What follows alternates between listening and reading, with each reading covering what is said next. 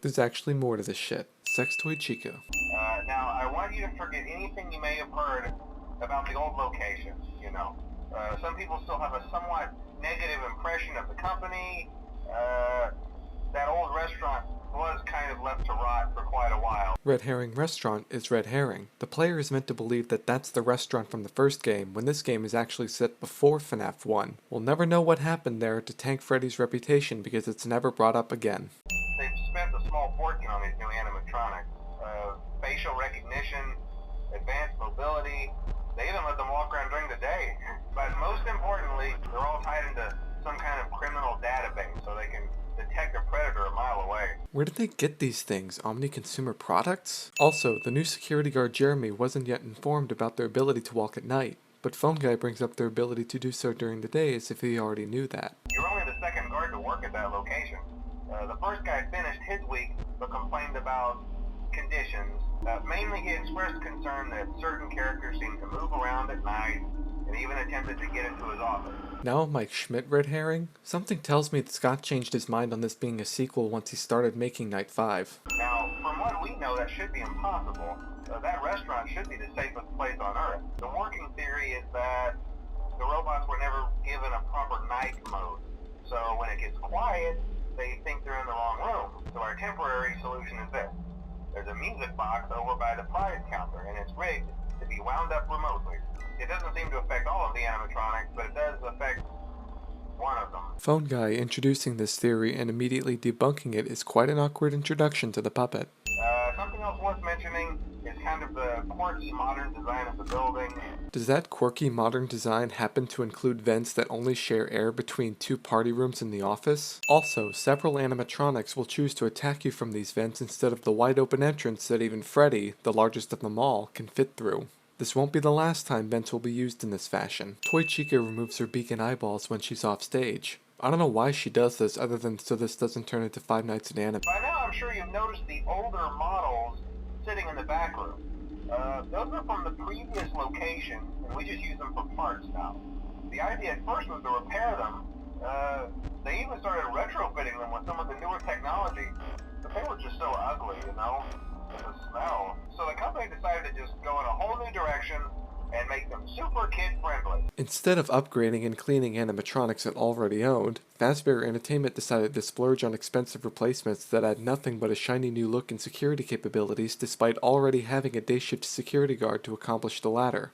This idea is so dumb it makes me think they're laundering money through here. Oh yeah, Foxy. Hey listen, that one was always a bit twitchy.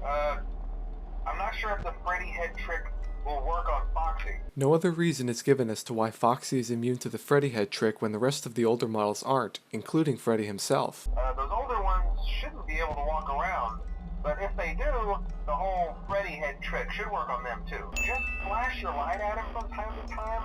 Those older models would always get disoriented with bright lights. It would cause a system restart or something. It might hold them in place for a few seconds. That glitch might have carried over to the newer models too. Fazbear Robotics engineers went to the Rockstar Games school of poorly remaking things. Mangle can stick to the ceiling as if it were made of flypaper. Balloon Boy disables your flashlight once he enters your office, putting you at a disadvantage to Foxy. Even if this was some sort of supernatural passive, I can't see why Jeremy doesn't just toss Balloon Boy outside and have the problem solved. Superman! Also, he just jumped through that wall. They tried to remake Foxy, you know? They thought the first one was too scary, so they redesigned him to be more kid-friendly and put him in Kids Cove to keep the toddlers entertained, you know?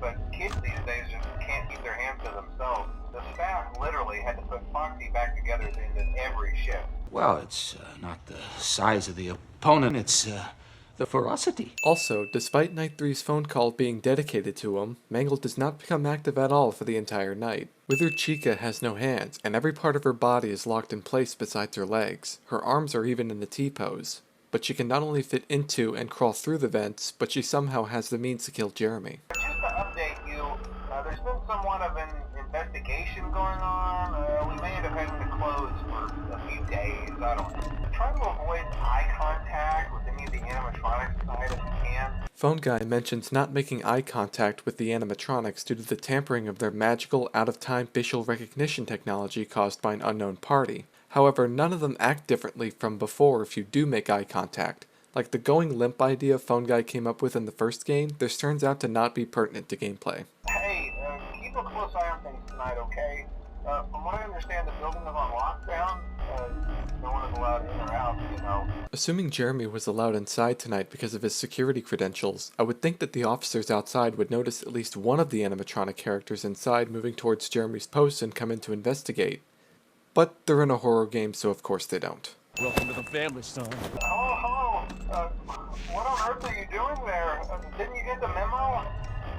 The place is closed down. I think you need a little bit more than a memo to keep boneheaded employees from returning. We have one more event scheduled for tomorrow, a birthday. Freddy's is closed and under a police lockdown, but can still conduct business as usual. When the place eventually opens again, I'll probably take the night shift myself. I'm pretty sure Mike Schmidt takes the night shift. You would only work the shift before that. But who cares, right? Everyone's too distracted by this prequel reveal. Did Fazbear Entertainment also refurbish Golden Freddy's appearance for FNAF 1's restaurant?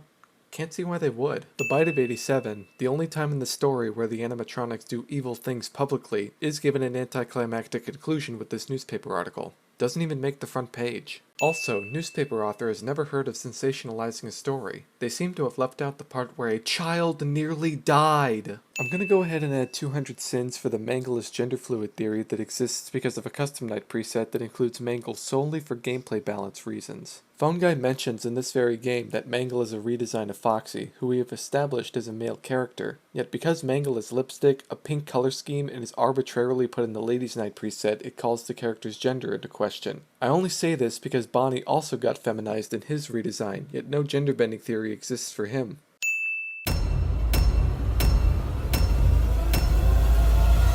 Do not call the sus guy at 3 a.m.